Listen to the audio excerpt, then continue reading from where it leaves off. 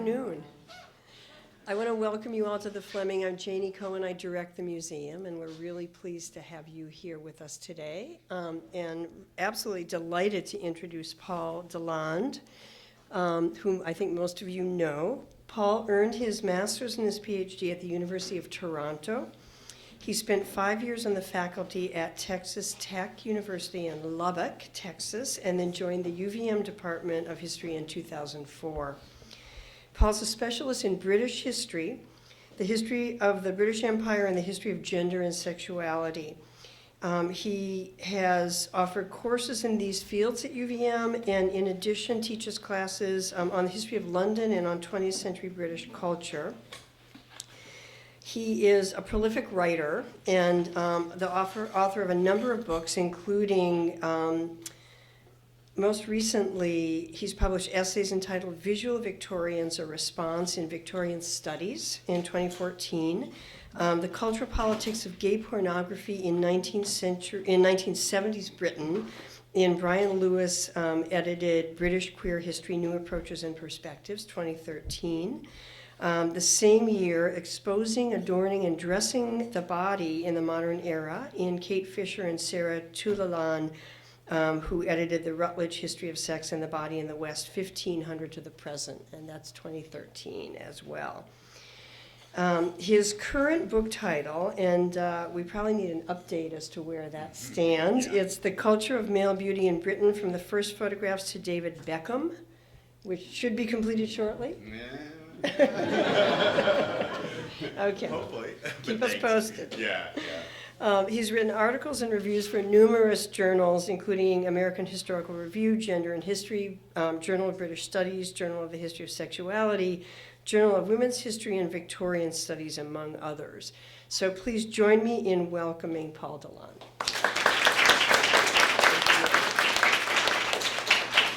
Well, thank you all for coming. And Janie's right to point out that the book is still in progress, unfortunately.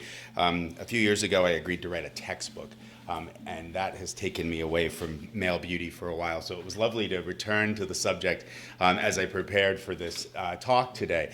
And I am going to talk, I'm not going to read a paper. And partly I'm going to do that because I want to highlight some significant points at the very beginning and then kind of take you on a bit of a romp through a series of images from the 1880s and 1890s up to the present. So I'm going to do that. I will warn you, although I don't expect that any of you are going to have any particular concerns given that you're here, that there are some pornographic images in this talk, so just be prepared. Not too many, but a few. I guess it depends on your definition as well, which is a whole nother matter. But as Janie said, I am writing a book called The Culture of Male Beauty in Britain. And a lot of what I'm going to talk about today is based in part on that book. But this talk has given me an opportunity to reflect a little bit more on a component of that work, which is to say that this is, in fact, a transatlantic subject. And so I'm turning the lens on Great Britain and the United States primarily today, as I think about this topic of visual culture and gay identities in the 20th and the 21st centuries. And I've kind of broadened that definition to include the 1880s and 1890s. So just a couple of key starting points before I take us on this romp. And I will come back to Paul Cadmus later in the talk, but I just couldn't resist including this one as an opening image. And there's been quite a bit of criticism of this work done, which I'm happy to talk more about later. So a couple of key points. Firstly, I want everyone to remember a point that I make in the book that I'm writing, that in fact there is an explicit connection between the rise of modern sexual identities, particularly gay identities, and the rise of modern visual culture.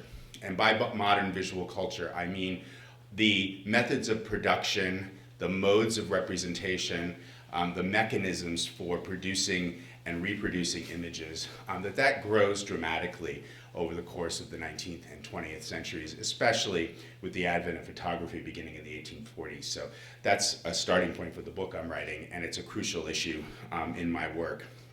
So I assume that there's an explicit connection between the articulation of sexual identities, and gay identities in particular, and the rise of this visual culture. And visual culture gets harnessed and utilized by gay men in a variety of contexts. And I am using the word gay throughout this talk, although that is something we can also discuss because that doesn't necessarily apply if we're looking at the 1880s and 1890s.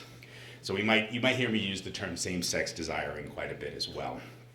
Okay, so second point is that same-sex desiring identities were predicated not only on physical attraction and sexual or romantic desire, but also on a new kind of aesthetic consciousness, which was connected to this rise of visual culture, a new way of seeing and understanding the world, and a new way of consuming images of men and of male bodies.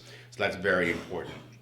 That in fact, gay identities or same-sex desiring identities over the course of the period that I'm examining were really articulated for many people through discussions of what was beautiful and what was attractive, and consequently also what was unattractive or what was ugly.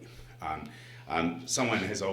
friend of mine has always reminded me that I should be writing about the history of ugliness and beauty connected, but I was like, I can't take on both things. So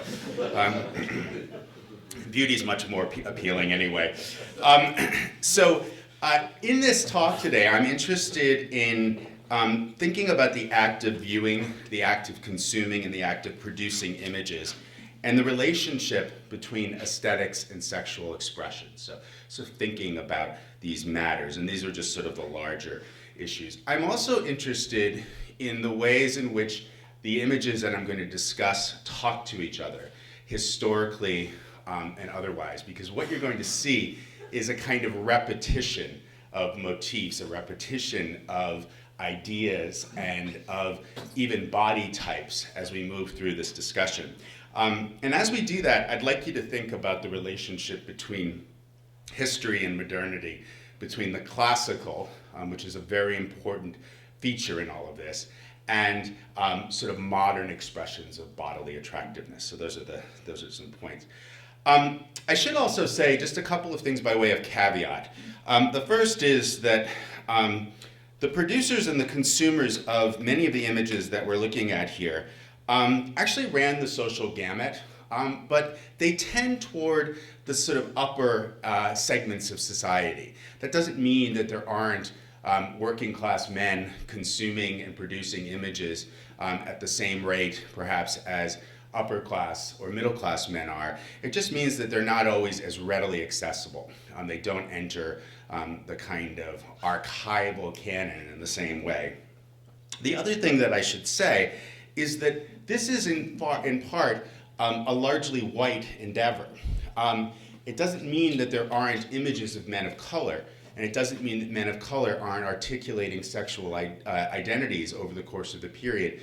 But it does mean that in Great Britain and the United States, where they have more limited access to the means of producing and reproducing those images, that they're not as readily available. It doesn't mean I won't be talking about it a little bit, and it doesn't mean that they don't exist, but they're not very easily found. So black voices presenting black images are harder for me to talk a little bit about in relation to this discussion today. So I just throw that out there as a caveat. Race still figures very prominently in some of the discussions that I'm going to have with you today, particularly when I show representations of men of color, and especially African American men in the United States, and men usually of Caribbean descent in Great Britain. So those are just the beginning points, and now I want to begin the process of taking us on this little journey.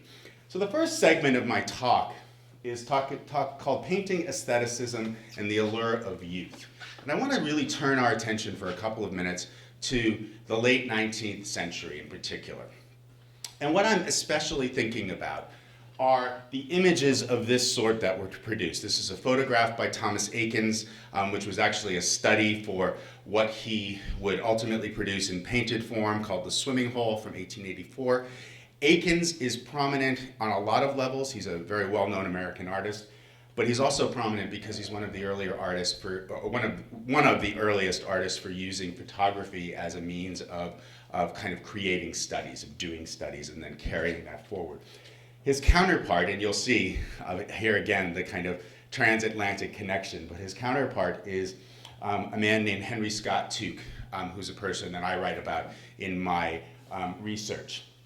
And Henry Scott Tuke was most well known he had a long career, but he was most well known for his paintings of nude boys and young men at the seaside, at the Cornish seaside in England. He's an English artist who spends much of his time in Cornwall, which is a very beautiful place as a setting, and then reproduces or produces a large number of paintings. This is his most famous painting, which is called August Blue, from 1894.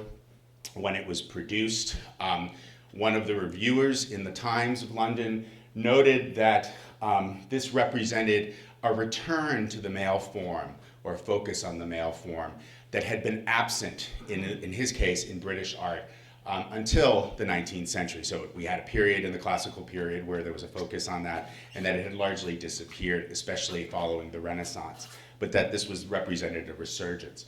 So I want to talk a little bit about these two figures for just a moment, and think about how they relate to the topic of visual culture and gay identities. There are really two ways in which they relate to the culture of gay identities, or visual culture and gay identities, or the issue of visual culture and gay identities. The first has to do with the positionality of the author, or the authors, of the painters themselves. This is always a notoriously difficult thing, and if you ever happen to read sort of like Wikipedia entries on these artists, they often skirt the issue of their sexuality. Aikens is a slightly more difficult case, partly because Aikens marries.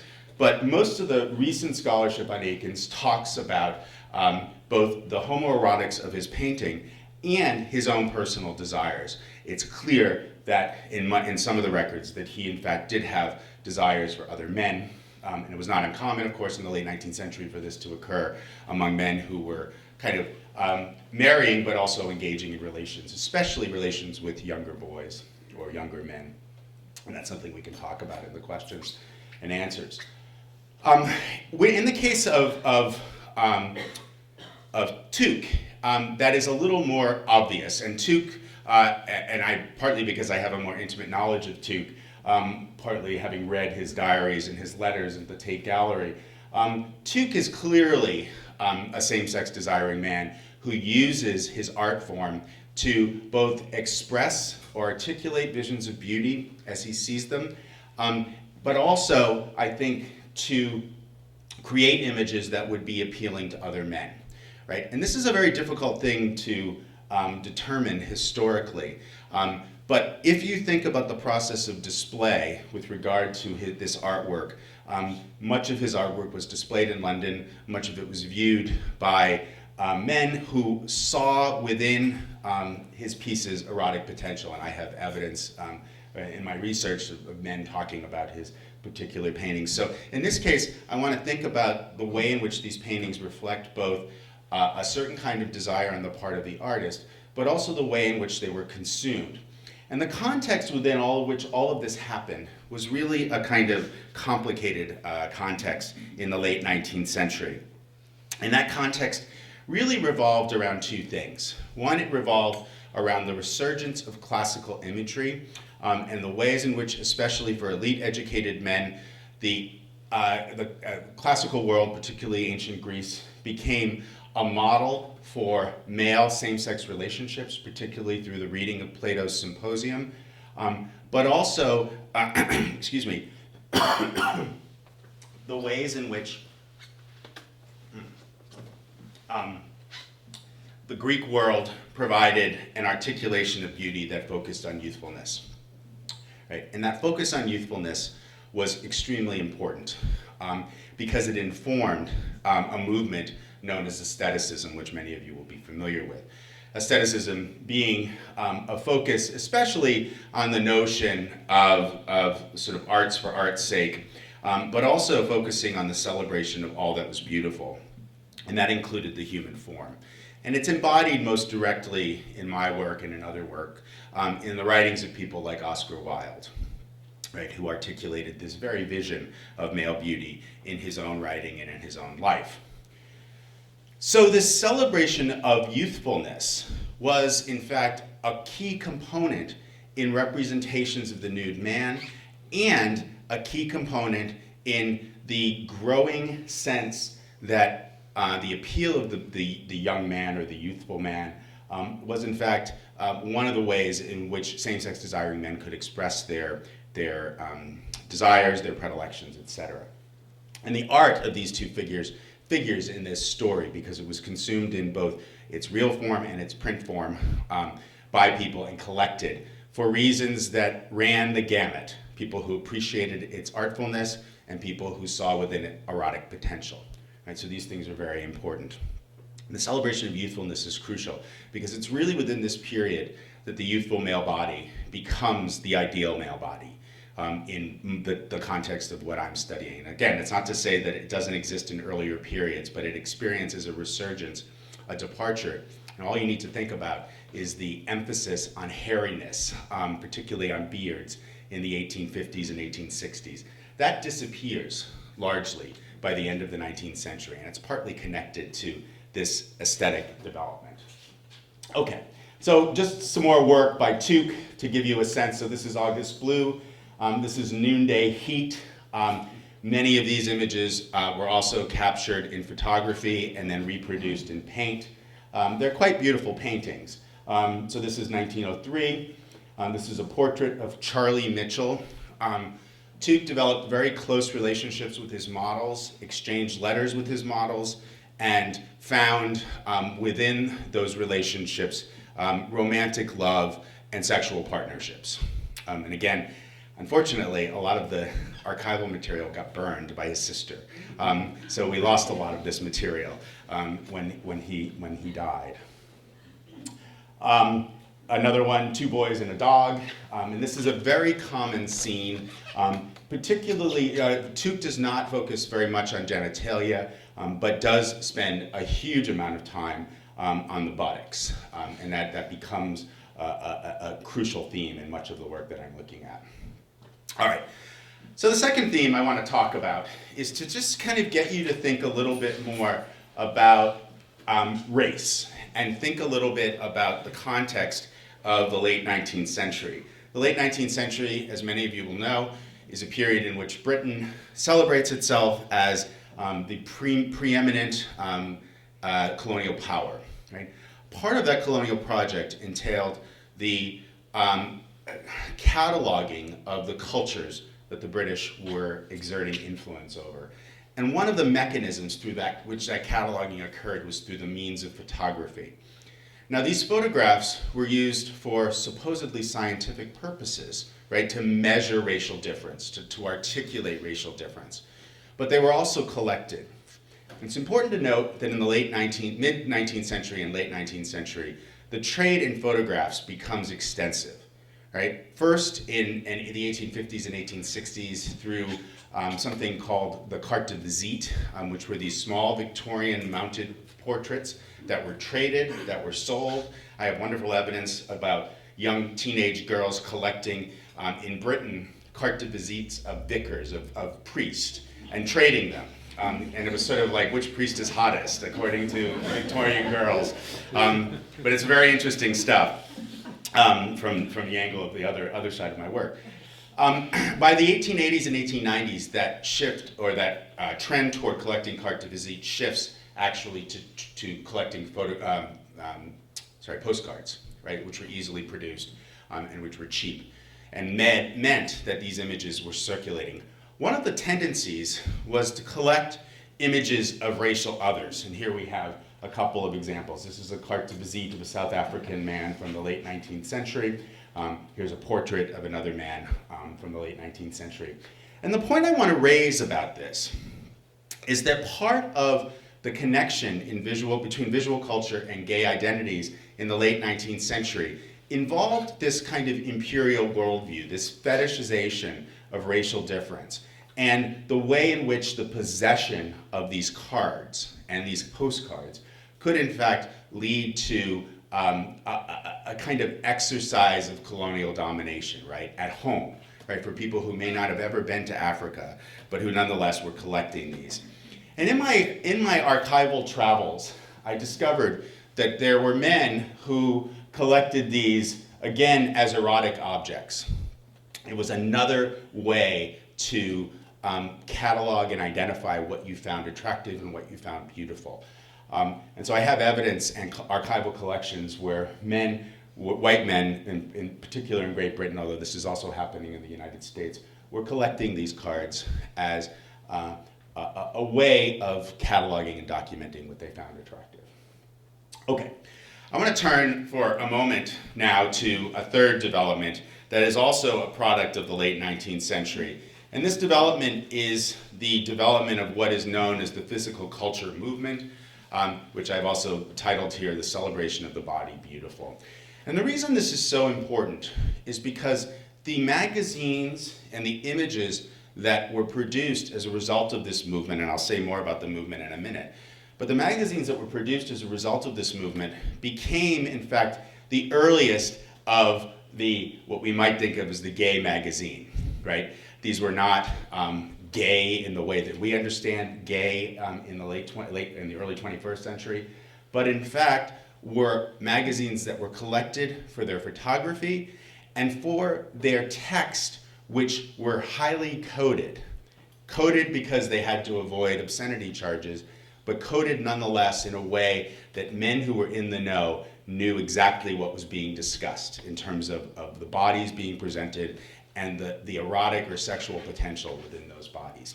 So the physical culture movement emerged on both sides of the Atlantic in the late 19th century, and is associated in the United States with this man, Bernard McFadden, 1868 to 1955, and in Europe with this man, Eugene or Eugen Sandow, who's of German heritage, who became especially important in Britain. And Sandow's a really interesting figure because Sandow's image was highly prized and highly traded by men and women alike. And that's I have some wonderful cartoons of women swooning over Sandow from the 1890s, which are great. Now, the physical culture movement was really about restoring European and American bodies. It was really about emphasizing physical fitness in a way to bolster or support racial fitness.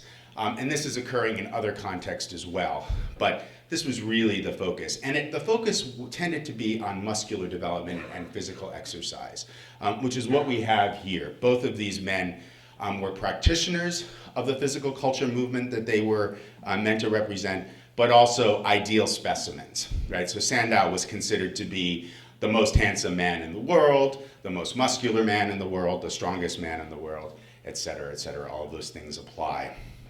Now, just a couple of other examples, and this is one of my favorites. This is a guy named Tony Sansoni. Tony was an immigrant from Sicily who came to Brooklyn with his family in the early part of the 20th century. Excuse me. He, around the age of 14, decides that he's going to take up physical culture, and he begins running through Brooklyn parks and exercising in Brooklyn parks. Is discovered to be a very beautiful man, which you might be able to see from this image. It's very hard not to allow subjective judgments to come into a project like this. But Sansoni became a kind of ideal physical culture model in the 20s and 30s. And here's another image of him. This is a very Hollywood-esque glamour portrait from 1935. Now, the point that I want you to bear in mind about all of this is that these items and the items that they produced books, they produced magazines. The physical culture movement, the two most prominent magazines were, one was called Physical Culture, the other was called Health and Strength. These magazines achieved high levels of circulation. They were actively traded, and they were highly sought out by same-sex desiring men who write routinely about the importance of these particular documents, these particular images, in the ability for men to sort of think about what they found attractive and to collect it. They also collected other things. So they sold whole sets of carte de visite and cabinet portraits, which were these larger portraits that could be sold, and then were advertised in very curious ways. So they would say you can use them in the gym or you can use them in the boudoir. And it was a very interesting kind of coded language in all of that as well. But this is often read by many historians of queer men as a key moment in the aesthetic development of gay desire. in the early part of the late part of the 19th and early part of the 20th century. Okay, I want to sort of move us into the 20th century now by focusing on the way in which what we might think of as queer aesthetics or gay aesthetics enter commercial life, and particularly entering commercial life in the United States. And I want to talk for a minute or two about the person who was responsible for this advertising campaign, a man named J.C. Leyendecker. The model is Leyendecker's lover, Charles Beach, and Charles Beach became known as the Arrow Collar Man. The Arrow Shirt Company, or the Arrow Collar Company, which is based in New York, started a campaign in 1905 that ran through the 1930s, and Charles Beach was one of its most prominent models.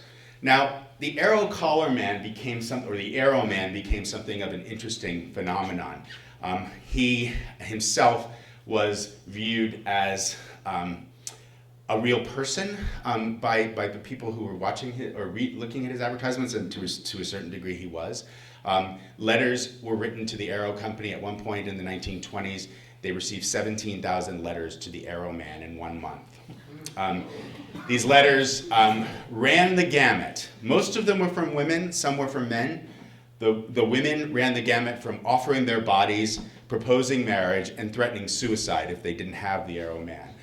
So there's a really interesting collection of materials connected to this.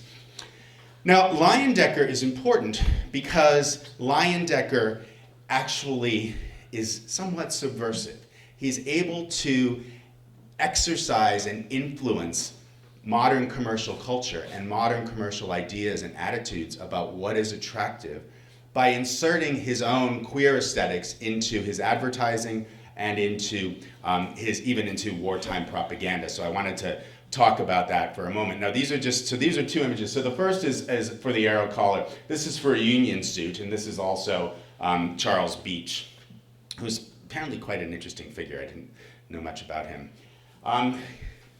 Leyendecker, in addition to doing advertising, was also, next to Norman Rockwell, the most important producer of cover images for the Saturday Evening Post. This is one from 1928, with by far the handsomest Puritan you've ever seen over here, juxtaposed with a football player, sort of commenting on the way in which football had come to be associated with the American holiday of Thanksgiving. This one I love. This is from 1932. And this is about as gay as you get in 1932. This is an image of men carrying what is a boat.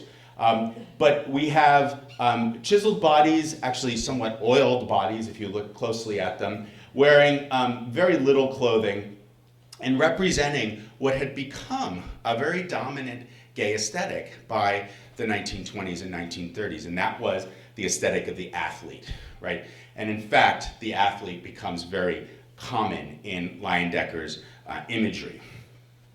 So Leyendecker is a guy who's kind of inserting queer aesthetics into American popular culture in ways that are, in fact, one might argue, somewhat subversive. But he's also, in the meantime, providing yet another vehicle of expression for gay men or same-sex identified men who would see within this work its potential, its erotic potential. Okay, I want to talk a little bit about war for a couple of minutes and get you to think about the homoerotics of war. This is a British propaganda poster from 1919. The army is in all work. So this is immediately after the First World War. I will say that I don't have much to say beyond showing this image, in the sense that I don't know a lot about the person who produced it. But what I want to remind you of are the ways in which the aesthetics that we're seeing in other contexts enter into wartime propaganda. Now, I do have quite a lot to say about this. This is Leyendecker. Leyendecker, this is an image from 1918. When I first ran across this poster, I said, my God, this has got to be a Second World War poster, but it's actually a First World War poster. It's from the very end of the First World War, intended to encourage men to enlist in the Navy. Now, there's a lot going on. Aside from the repetition of the aesthetics we see in other places, we also have a highly sexualized image. There's really no disputing the sexual content of this image. The large shell being inserted into the gun with two very erotically charged men, muscly men. What I want to remind you of here is the way in which these images could be read by contemporary viewers. On the one hand, they could be read as an articulation of an American vision of masculinity that really promoted a bodily ideal, service to country, and the kind of masculine bonding that was associated with war. On the other hand, if you're a same-sex desiring man, you're going to view this in a very different way, right? And the importance of readership and the importance of audience reception is kind of crucial in doing a project like this or in thinking about work of this nature. And I just sort of ask you to reflect a little bit on that as I talk about some other images moving on to the Second World War. Have any of you seen these images before? So a few of you have seen them. Okay, this is an advertising campaign run by Cannon Towels in 1943 and 1944. And what it was purportedly was men writing home from the war, often from this, you can see this is the South Pacific, men writing home from the war and talking about these bonding experiences they had with their buddies. And the importance of the buddy in the Second World War was quite crucial. It became a way for coping with the difficulties of that war. And close, intimate relationships between men, frequently non-sexual, but occasionally sexual, developed. So what we get in the Second World War is advertising that not only celebrates the masculinity of the soldier, but also the homoerotics of war. And you see it here. So these guys are, it's hard, there's a lot going on here. These guys are frolicking in the water. They're all naked. You often see them snapping towels at each other, doing the kinds of things that I guess all men do in locker rooms. But here we have a second one, which actually not only relies on the imagery of men or homoerotic bonding, but also relies on the imagery of Roman baths, right? Very explicitly linking what's happening here to the homoerotics associated with the Roman world, and particularly the Roman bathhouse. And here's a third one where a man is kind of camping it up in the front, doing a show, performing with other men who are either naked or partially clad. Now, these images actually correspond with a series of photographs that were published in a book by Taschen not too long ago, in which a collector collected images from Australian, New Zealand, Canadian, and American and British men of men at war, but it's really men at leisure during wartime. And the images portray the kind of bonding that I was just talking about, but also portray the male body in what I think we can all agree are quite highly sexualized ways. So here we have just a series of images. Michael Stokes is the guy who collected it. So these guys, in case you can't tell, they're actually being inspected for venereal disease, right? Which was a common thing. You had to be inspected regularly in the Army during the Second World War for venereal disease. Okay, so just as a way of sort of rounding out this discussion of the war, what I want you to keep in mind is the point that I made before about audience and reception, understanding that part of what we're dealing with here is some ambiguity, right? What was intended to be conveyed in the advertisements, what was intended to be captured in the images. We don't know entirely, but we do have some understanding that at least some of the men who were taking these photos were doing it for erotic reasons, just as some of the men were taking them to record the bonding of the war. So what I want to take from this, and what I'd ask you to take from this, is to sort of understand that some of what's happening here is really a kind of double edge, right? Celebrating what is a fundamentally and intrinsically masculine activity, war, but at the same time also providing a space in which the expression of desire, the articulation of desire was possible. Right, so we have dual things going on, dual cultural work, if you like, happening here. All right. I'm going to turn and quickly start to talk with you about later periods. So I want to think a little bit now about the way in which the physical culture movement gets picked up in the 1950s and 1960s and actually becomes a mechanism for men to begin to express a new kind of identity that is in fact more explicitly gay and is in fact more precisely same-sex desiring in terms of the artifacts that are produced. And that has to do with what we might think of as physique art. And physique art took on the form, most notably, of physique magazines. Now, these became common in the 1950s and 1960s. They often relied for their vocabulary of male beauty on the physical culture movement of the late 19th and early 20th centuries, on classical allusion and classical references, and on coy and sometimes very humorous references about masculine appeal and same-sex behavior, same-sex activities between men. Right? These were, in fact, magazines often produced by same-sex desiring men for same-sex desiring men. Doesn't mean that there weren't men who were purchasing them for the advice they provided about physical fitness. In some ways, if we think about them, they function in a parallel way to the way men's fitness magazines function today, right? People buy those for a variety of different reasons, and they serve a variety of different purposes. So here we have just a good example of this is an allusion to the Renaissance, right? Here we have very clearly Michelangelo's David, right?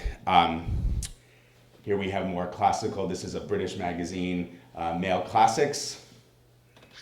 Here we have a pose from my favorite magazine called Man Alive, and Man Alive produced all sorts of interesting images because they were playing with this tension between history and modernity. In this case, so we have the classical poses. In this case, we have a more casual pose with a man leaning against what is a very modern piece of furniture, right? So we have the kind of dual aspects of modernity and classical references. Here we have some other images, some other poses. This one I love. This is a British model in New York City taking a picture, as we do, in his loincloth on the roof. Here's a calendar that was produced and distributed. These calendars became enormously popular, again, noting the kind of classical references, the militaristic references. In Britain, there was great appeal in the American cowboy, and that's what we see here, and this was also true on this side of the Atlantic. This is an image that kind of marries the classical and the modern. So you've got this sort of Greek-like man with sort of strangely modern sideburns, but you can see the laurel wreath on his head, holding in his hand a very modern man with a very modern haircut. They're staring into each other's eyes. The coded language here is one of desire and sexual, congruous sexual relations in some way, but there's a lot going on here. This is my favorite, just big hunk of meat on his shoulder with a big knife from Man Alive as well. And then finally, I want to note in these physique magazines that in fact, one of the things that we begin to see in the 50s and 60s is a growing recognition of racial diversity. Something you didn't see very often in the physical culture magazines of the early part of the 20th century, although that was there, especially in the British context where people were talking about the British Empire. But what we have here is this curious both recognition of racial diversity as Britain, this is a British magazine, remember, as Britain is beginning to experience more immigration, particularly from the Caribbean. We also have, so we have a celebration or recognition of that. We also have within this, though, a kind of curiously fetishized image of the African, or in this case, the Caribbean man, focusing on his Caribbean origins. He's holding a bamboo pole as if he is moving a boat. He's wearing a sailor cap, which is a reference both to the Navy, but also to his Caribbean origins. So there's a lot of cultural work that gets performed in these images, but these magazines were consumed with rapidity in the 1950s and 1960s. And if you actually look at personal collections of men who lived in that period and who were in fact engaged in same-sex relations, these often appear in their personal archives at the end of their lives. And they often with written commentaries. And I've looked at a lot of these in Britain, and they're really fascinating. Okay, another person, just to remind you that this physical culture, physique art, also carried over into the work of artists. Most notably, a guy identified as Tom of Finland, who was Toku Lakinson, who was a Finnish artist who lived and worked mostly in the United States and is very, very well known. All of you have probably encountered Tom of Finland in one way, shape, or form.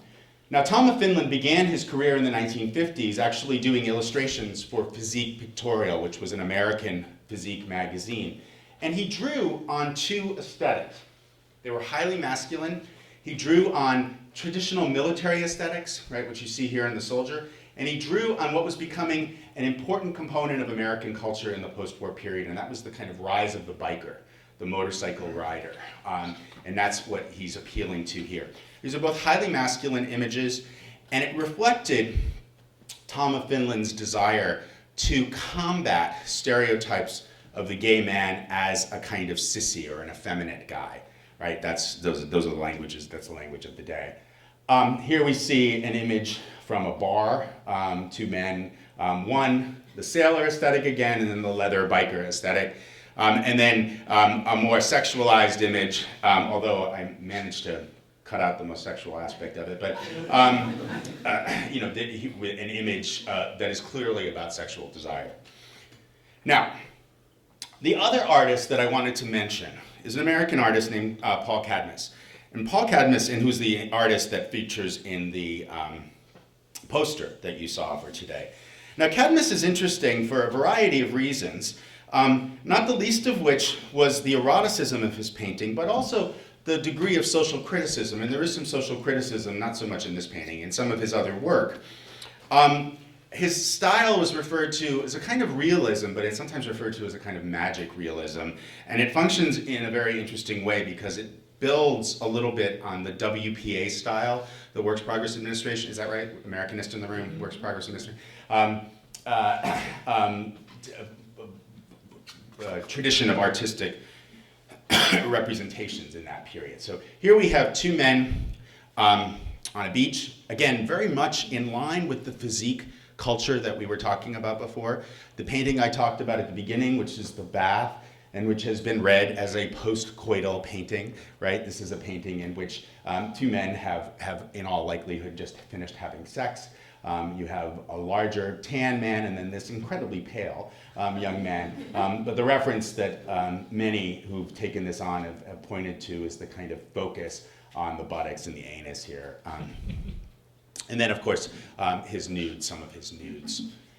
Now, this physique pictorial tradition actually was one of many artistic traditions generated by gay men in the middle part of the century in an effort to articulate their own personal desires and also to appeal to a broader audience. I wanted to note, because he's an interesting figure, Keith Vaughan, who is someone I've worked extensively on, who's a British artist. Vaughan's dates are 1912 to 1977, and here he is. He left an enormous multi-volume diary, which is housed at the Tate in London. And he produced a variety of different images. He worked in photography, which is following in some of the conventions that I've already talked about. And he also worked in paint. His work in paint is very interesting because it retains its eroticism, but also has an element of the abstract. And I think that that's extremely important here. And this abstraction takes on a variety of different forms, but his continued focus on buttocks is a feature of his work that I think is quite notable. I should also make reference to the fact that he relies on classical allusions, he relies on the tradition of the bather, and he also relies on that most Renaissance of Renaissance subjects, the martyrdom of Saint Sebastian, right? So we have a lot of things going on in his work.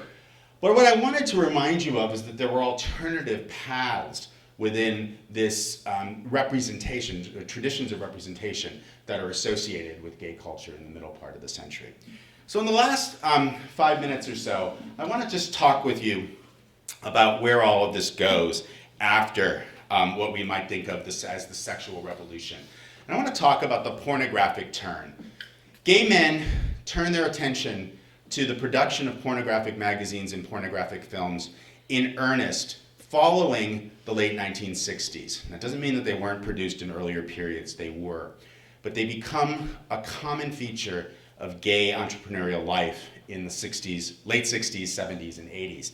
And with that comes a new articulation of gay aesthetics and gay desire. No longer do we have the kind of coy references to sexuality, the coy allusions to the classical world that you see in the physique pictorials, but now we have direct pornographic images. First, I'll turn to Tom of Finland. Tom of Finland moves from his imagery, which relies on this sort of sexualized but still somewhat coy use of masculine tropes. He switches in the 1970s to much more explicit pornographic imagery. Now, it's not to say that he isn't doing it in an earlier period, but this becomes a much more common feature. This is called the Stomper's portfolio. Stomper's in reference to the boots. He liked the boots a lot. And he also liked police officers a lot, and obviously penises a lot too. But what I want to remind you of here is the way in which he builds on these traditions of the early 20th century in creating a new kind of pornographic aesthetic. Now, we also see that in magazines.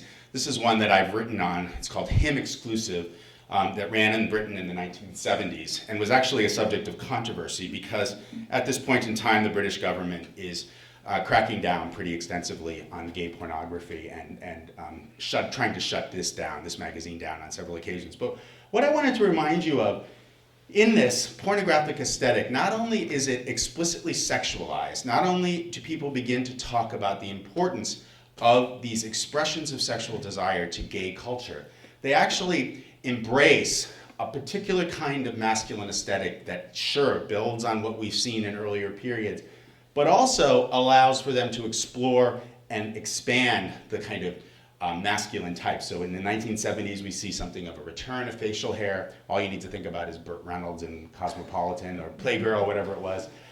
Here we have that there as well. But we also have this, right? So the emphasis is not that dissimilar to what we have in an earlier period, but within the magazine are extremely frank discussions of gay sexuality.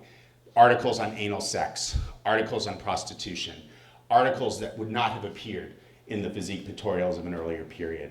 Here's another cover, here's an image. Again, drawing on the transatlantic component here, looking at Fire Island in this case.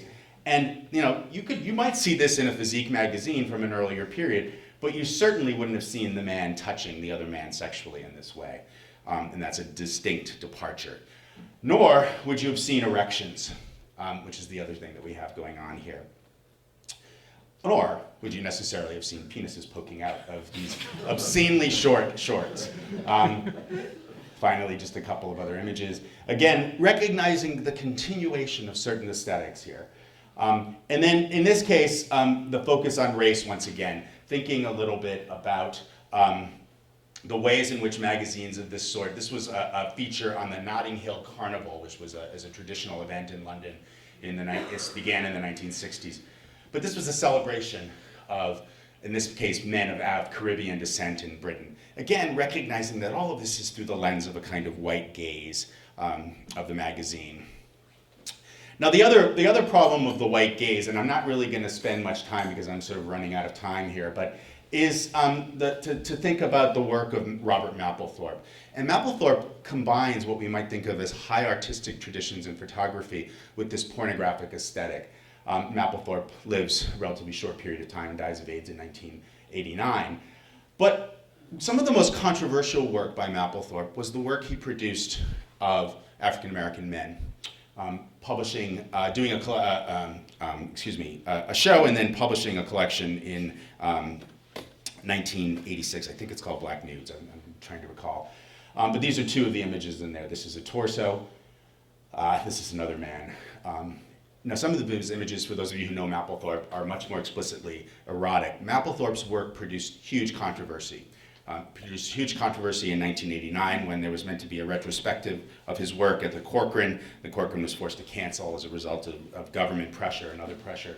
But there's also controversy about his fetishization of the black male body, reflecting the ways in which the black male body could be contested in gay culture in sort of rather interesting ways in the work of Mapplethorpe. Okay, I just want to finish with one final point, and that is sort of thinking about queering the mainstream. The process that Leyendecker is engaging in the 1920s and 1930s continues in extremely pronounced ways in the 1980s, 90s, and into the present century. And I think about queering the mainstream as the way in which the aesthetics that I've been describing to you enter mainstream culture in a variety of different manners. This is probably the best example from 1982. The model is Tim Hitnos. This was an ad for Calvin Klein underwear. And it's discussed in the work of Susan Bordeaux, among others, as the kind of arrival of the penis in American advertising, or the re-emergence of the American penis. And she notes her experience of looking at this for the first time. But what was happening here was that these queer aesthetics that were developing through the 20th century began to enter the mainstream in a variety of new and different ways. So you see it here, you see it here in 1992's Calvin Klein Marky Mark advertisement, which is drawing on a variety of traditions. And then you see it more explicitly here in this 2007 image for Armani Exchange, in which you have two men at the seaside doing something, but what he's clearly doing is looking at the other one, right, with a desirous look on his face. And these images have become much more common, right, if you think about something like Abercrombie and Fitch, or the way in which this is ubiquitous in American popular culture. Okay, the final point is simply to say that this story is not over. And in fact, when you think about gay aesthetics in the internet age, one of the things we have to bear in mind is the way in which this product, the production of aesthetic images and the production of attractive male bodies and male faces actually becomes somewhat democratized. And there are literally hundreds. I was just going through them yesterday. It gives me an excuse to look at websites that I probably shouldn't be looking at in my office. But so yesterday I looked at sites called Masculine Beauty, Adonis Male, The Glory of Men, Men, and More Men, and then a variety of websites that actually, and these are not just websites, they're Facebook pages, they're Instagram accounts, they're all sorts of things. Ways in which people offer these kinds of aesthetic judgments, but also articulate explicitly what they find attractive as a component of their sexual identities. And obviously gay magazines continue here, so these are just images from the Gay Times, which is a British magazine. There's another one. They like to have, celebrity sports stars. This guy is a famous rugby player who came out not too long ago. Here we have that. Here's, again, the emphasis on athleticism. This is Out magazine. And then this is another British magazine called Attitude. So all I want to finish with is just to sort of say that I think in rather significant ways we can learn quite a lot by looking at pretty and dirty pictures, right?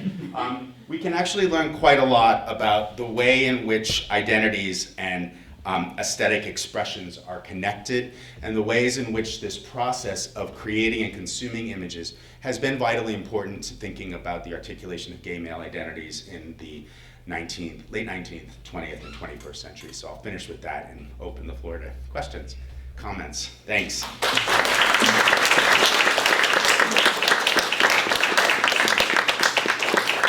And I'm happy to answer more questions about anything in the material. Or yeah, Kyle. Great lecture. I have a question about this because I've done work on semiotics and queer images and art, and I've looked at stuff in the AIDS epidemic. And my question is, a lot of studies have shown that radically changed gay perception of identity, resulting in more use of steroids.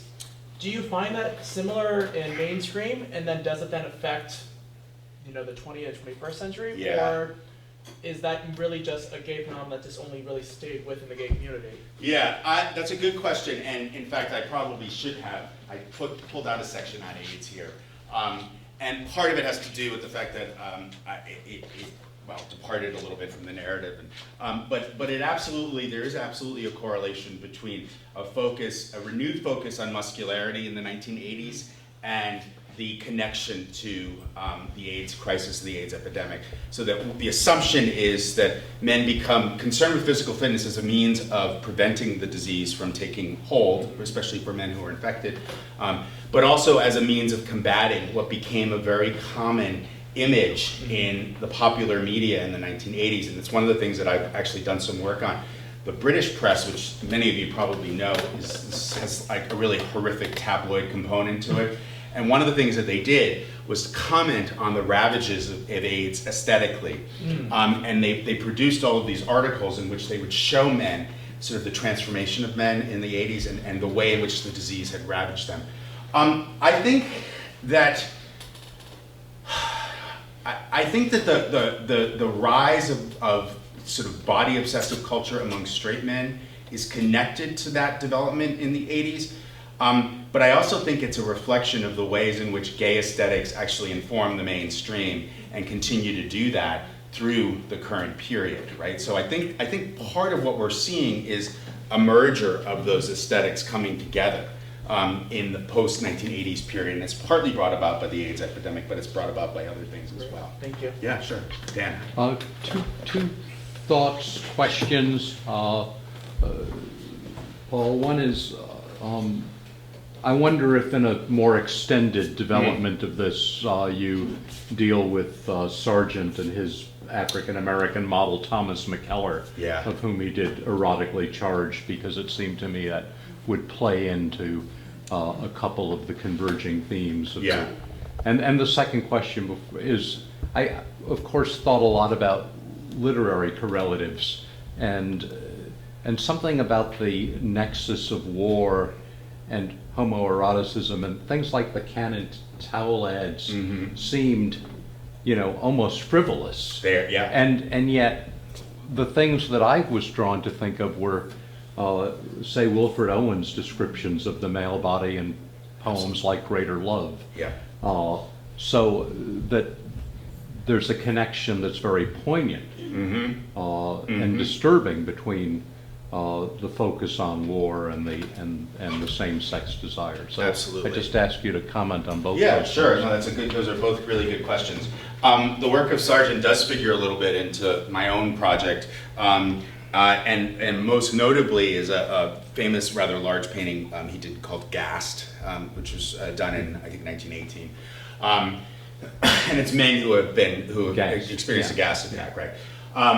I haven't worked on the McKellar material, but it's certainly worth thinking about. There's a lot of it in Boston. So. Right. One of the things I would say is that the artist Keith Vaughan and the artist Henry Scott Tukin, this figures pretty prominently in the writing I've done on Britain, both actually have these moments. In the case of Vaughan, he goes to Mexico and he becomes enamored with Mexican teenagers, essentially, and develops a very close relationship with one and paints them in ways that I think harken back to some of the earlier kind of colonial or imperialist traditions. The same holds true for Tuke, who actually in the 1920s spends a lot of time in Jamaica, doing the same thing and developing very close relationships with certain male models there.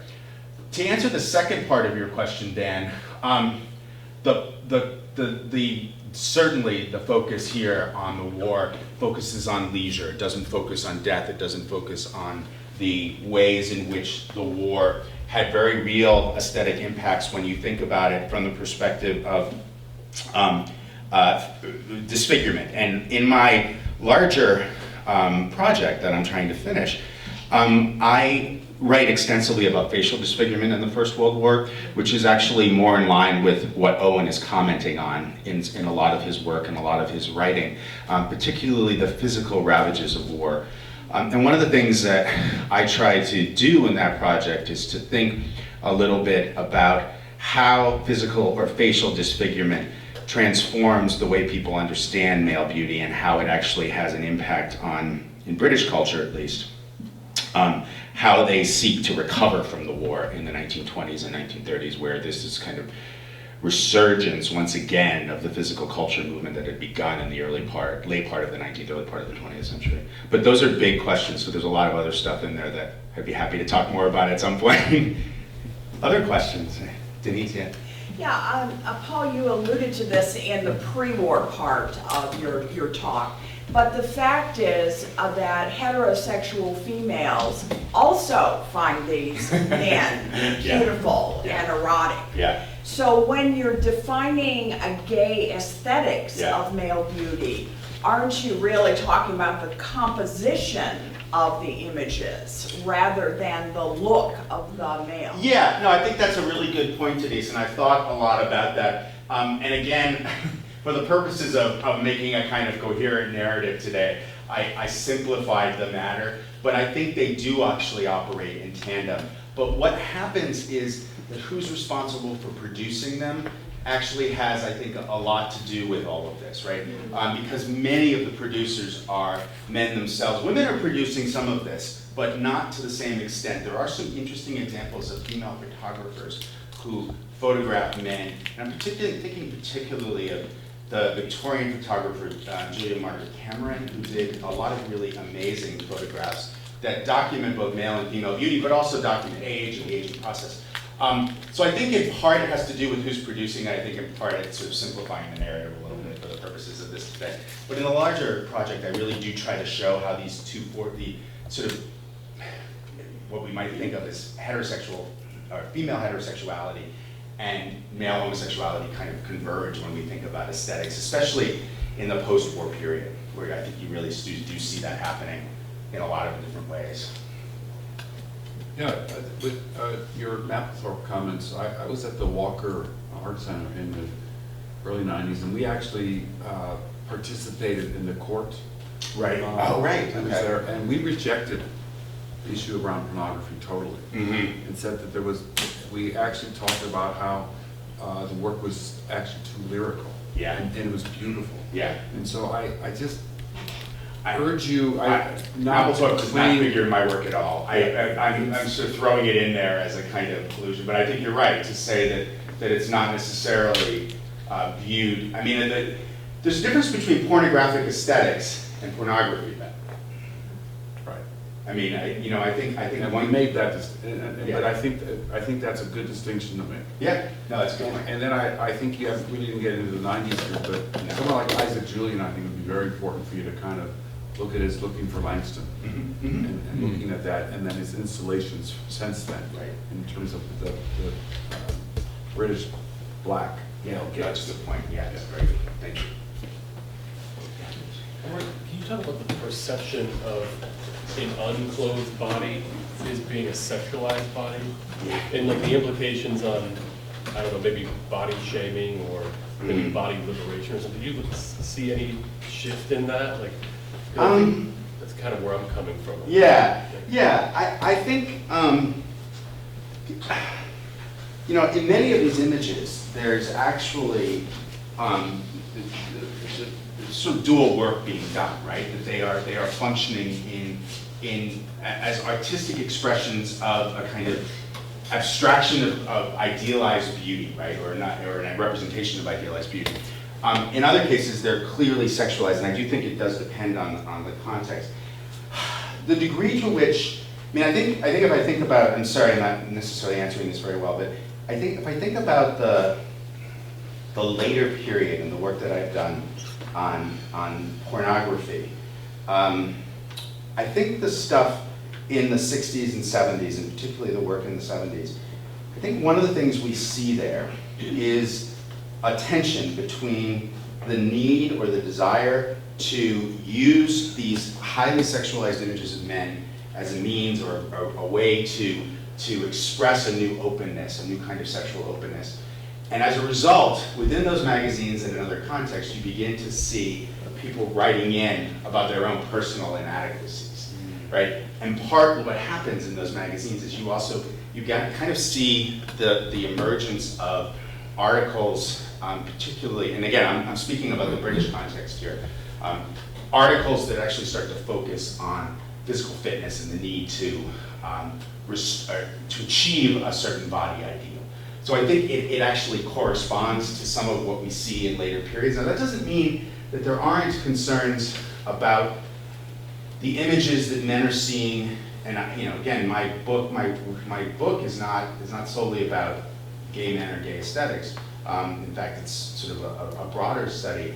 So in the 30s, I have all this evidence from an organization called Mass Observation in Britain about physical appearance, in which men begin to talk about their own inadequacies in relation to film stars, right? And they compare themselves to film stars. They talk about their own deficiencies, and then they talk about ways in which they might correct those perceived deficiencies, usually through grooming techniques and grooming rituals, but in other ways. So I think you see it entering in a variety of different ways in different periods. So the same thing applies if you think about it in the context of the late 19th century. Once the physical culture movement takes off and you have these idealized bodies appearing in popular culture, you begin to have those kinds of comparisons, right? You might think of as body shaming, or certainly the notion of inadequacy, right? That's sort of permeating. I'm not sure that fully answers your question, but it's a stab. Thank you. Yeah, Kelly. Hi, Bob. Hi. I wonder about, I guess sort of following along with what Denise was asking. Yeah. About. I just wonder about, I certainly agree with you that the producer Uh-huh. of historically speaking, that's, always the case that that's Right. what we need to consider, but also the intended audience, of course. Mhm. And I just wonder about this canon ads. Were those in publications that were mostly That's a good consumed question. by women? Yeah, that's a really good Yeah. question. Because They they're- tended to be in Good Housekeeping Yeah. and McCall's. They tended So to it be. is playing on that. Right, as it well. is absolutely playing on yes, absolutely.